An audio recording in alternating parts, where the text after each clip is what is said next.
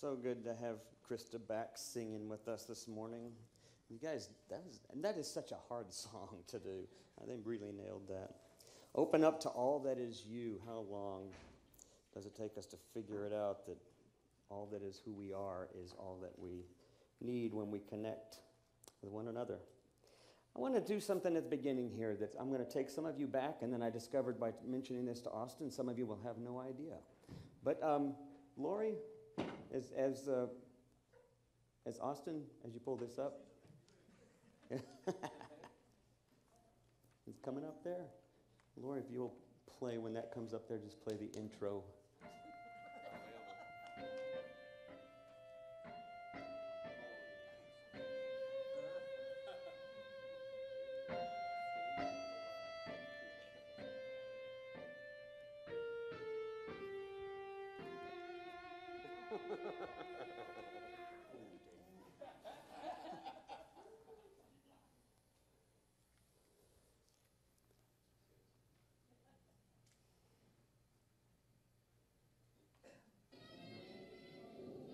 Times he's done it. Here we go again. I can't look. They all fall down. Of course they did. High up the stripes. Gee, I have a great dad. Only one more to go, friend. Do six. Do six.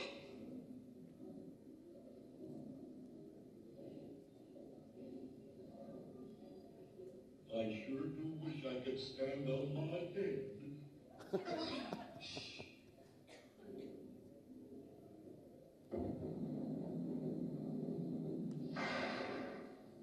Oh, no. My footwork was off. I'm sorry, son. I failed. I love that last line. I'm sorry, son, I failed you. There was so much excitement going into this, and I thought, of course, I was telling Linda, she says, so you're going to play David and Goliath, and you're going to do the David and Goliath story, and I said, I don't know if they have anything to do with each other at all. But it seemed like they had the same title, so I decided to use them both. Then I played it, and then I realized, well, of course, it has a lot to do with what I want to talk about today. So I want to think with you, and we're kind of running a little tight on time, including everything we've done here, but we're going to do a short. I'm going to just do a couple of points here real quick.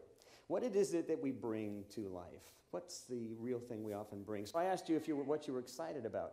In this episode, Davy is about to earn an authentic Indian headdress. We're talking 60s here. So his dad has, the bowling center owner says, you get this headdress. It's an authentic chief's headdress. So all of this anxiety, all this anticipation, his dad is going to win it for him. One strike after another just seems to be working everything. They're getting more and more excited, and even Goliath wants to stand on his head. They're just so excited. And then, of course, he doesn't hit it, and he fails his son. And I think about this time of year, because this is an exciting time of year, right? I mean, for a lot of folks, it's back to school. We see everything gearing up for that. It's football season already. Last week, the preseason games had started. The college teams are already engaged. If you're like me, you're already online. You're looking at all the forecasters, what teams are going to be in the lead, who's going to be playing, who's going to go to the national championship this year. You already start getting excited. There's a lot of stuff we get excited about. But in reality, there's also a lot of disappointment that comes with that kind of,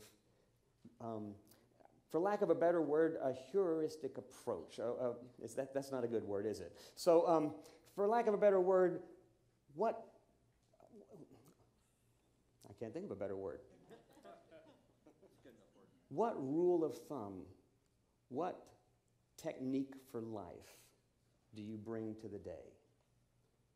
In most cases, as in this episode as well as when I asked you what you were excited about, we bring excitement. Sometimes we try to gear ourselves up and we try to be enthusiastic and to bring that to the table. When Brad and I were meeting this last week, we walked down the hall, and one of my coworkers here had a younger half-sister with her that she's been taking care of, 10 years old. And I thought, well, wait a minute, you're here at the office today. Well, she said, school hasn't started yet. Starts next week. She was so excited. Her sister looked up and says, she can't wait. She is so excited. It's her first day to this new school. She's like second grade, you know. And I was thinking all week about my first day at school. I don't know if you remember your first day at school, the first year at school that you went to school. Like first grader, when you actually sort of could be legitimately considered a student. And you went to school and you were so excited. I remember how excited I was. And for the whole week, all sorts of wonderful things kept unfolding. The teacher was Miss Marpun, and Miss Marpun was really nice. She was sweet. She was like my younger aunt. You know, she just loved me in spite of myself. Lots of hugging to come and go. And then crayons. I mean, the whole first week I went home and I remember telling my mom, I learned what clouds do.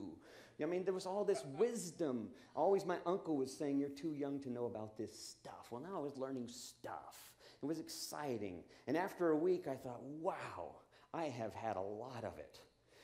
And then on Monday, when the next week came around, I remember sleeping late. And my mom came in and woke me up and says, what's going on? And I said, I'm not going today.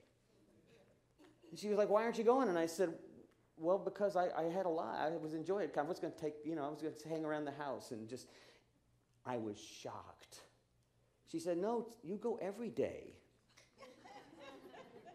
And then because my mom was this kind of person, she said, for most the rest of your life. And I just had this shock on my face, like, oh no, all of my life I'm going to school. And she said, well, if you really want to do stuff, I mean, if you want to be a doctor like your grandfather, you'll go for 12 years to school, then you'll go for 4 years to college, then you'll go for another 4 years to medical school, and then you'll go. And she kept adding these numbers, which I wasn't adding because I hadn't gotten that far. All I remember is she said, if you want to be like your grandfather, who is old, so for the rest of my life, until I'm my grandfather's age, I would be going to school. It was the most significant disappointment I had ever had. And it completely colored the rest of my experience until I was much older to know better. How many times do we get into something and we go into it with excitement, anticipation, a new job, a new relationship, a new car, a new house? We get excited. But there's a difference, I think, that our scripture today, our lesson today, is pointing to, this idea of the kingdom of heaven, how we stumble upon it more often than we make it, how we sort of find it more often than causing it to happen.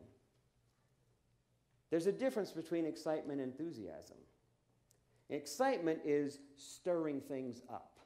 We get stirred up. We stir others up. Football teams stir each other up. Staff get together and try to stir each other up on retreats. We have everything we try to do, we try to stir up excitement. Enthusiasm is not that at all. In fact, enthusiasm literally means inspired by God. God inspired. Enthusiasm is something completely different. So I want to give you just a couple of quick points. The first one is, enthusiasm is not what we experience or get, it's what we bring. Okay, so I'll say it again. It's pretty simple, but I'm going to say it again. It's not what we get out of something, it's what we bring to something. Now that's still pretty tricky. I'm not sure most of us know what we bring to each moment. Last night, my wife and I went to a party. And it was a party with church members here and staff members and some other folks. Parties are always exciting. There's always a tinge of excitement and anticipation, right? There's also always, in any party you go to, a level of anxiety. How am I looking? What will I look like with everyone else? How are they going to see me? I hope I say the right things. You can even go with just the purest sense of, it's going to be great, it's going to be wonderful. And then when you get to the party, you realize something starts to happen, something unexpected. You say something, you stepped on a toe, somebody else says something, next thing you know, everything starts to fall apart. My wife and I were walking to this party downtown here, going over towards the square, towards the plaza, one of the restaurants, and she was already looking over at me and she was saying, oh, you know who's going to be there? And I said, really? I didn't know that. And the more we talked about it, the more we realized how much anxiety was going into this party.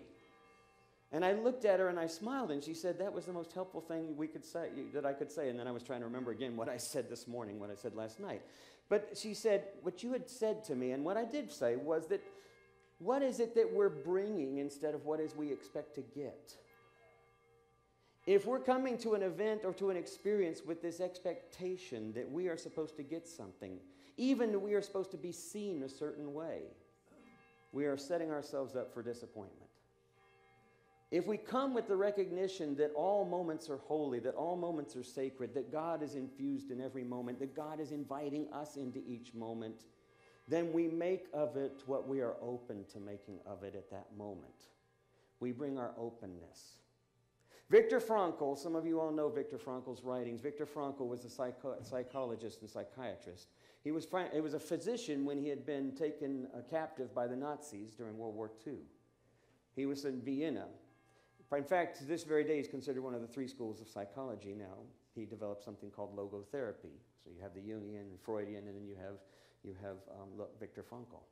Viktor Frankl's family were all killed, except for one sister who had escaped before the concentration camps. The rest of his family over the period of 4 years had been killed, a couple before his eyes, others in other concentration camps. He had been put in a concentration camp himself after the first couple of years. Then when they decided they didn't need his physician work, they put him in a concentration camp. He says that's when he discovered something. When you can't change a situation, when you can't change the world around you, you have only one real option. Change how you're perceiving it. Change yourself. So he came up with this whole idea of finding what is truly meaningful. And he wrote a book called The Man's Search for Meaning. Some of you all may have read that. In the midst of some of the most horrific experiences possible, not unlike our own world today, except in such a concentrated fashion for the Jews, but in the midst of this horror that he witnessed, he came to realize that the most profound reality he could experience was how he chose to see each moment. And that the truest thing he could do was to be open to love and to bring love to every moment, whatever that looked like. After he got out of the concentration camp, he developed a whole psychotherapy around it. There's a young boy here in our church whose name is Michael Johnson. I wrote about it in one of the church magazines because it just shocked me one morning. He's a 5th grader now. When he was 4th grade last year, we were looking for an acolyte over in the main service. The guys wearing the robes, they carry the candlesticks and the crucifix and whatnot. It's kind of an overwhelming thing for a lot of kids because you've got all these adults around you and there's this whole sacred sort of sense of what's going on, and you're just supposed to march down, and then the folks who are directing it say, eyes forward and move down quite carefully, slowly, not too fast or you'll get there before the ministers get. I mean, all this kind of stuff. And all this stuff is going on in a kid's head, and I'm thinking the only thing they hear is what the person said, whether the woman or the man, whoever's directing, says at the very beginning. Always they say this. Remember, you are bringing Jesus into the sanctuary. The light of Christ is in that light. So all they hear is like, I've got Jesus, I've got Jesus, I've got Jesus, I've got Jesus.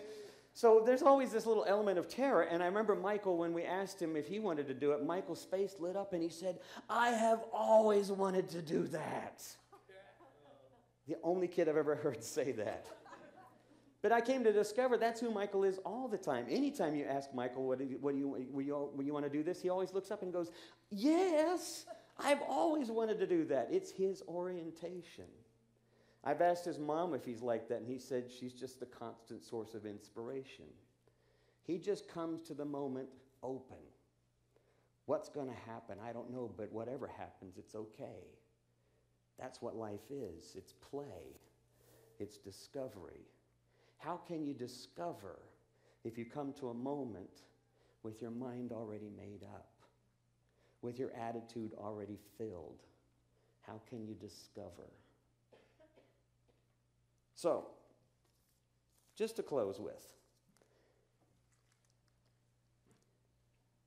enthusiasm is different. Excitement, it's what we expect. It's what we hope. And it's often what creates anxiety. But if it's started, if it's sparked with enthusiasm, which is always whatever I bring open and ready to experience in the moment. No judgment, just openness. We might see a glimpse of the kingdom. Amen.